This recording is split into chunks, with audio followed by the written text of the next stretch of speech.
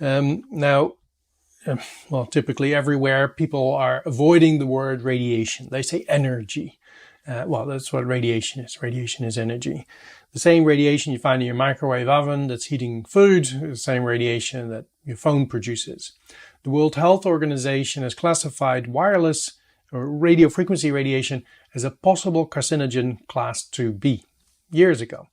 That's the same category as exhaust fumes. So you have to ask the question, and Wi-Fi fits in the same category, by the way, right? You just shouldn't have Wi-Fi in your house. You can live perfectly without it. You could probably also live without a cell phone, but it's very convenient. And for most people, that's just not an option. So it is taken seriously. There's thousands of peer-reviewed research studies indicating harm when it comes to radio frequency radiation.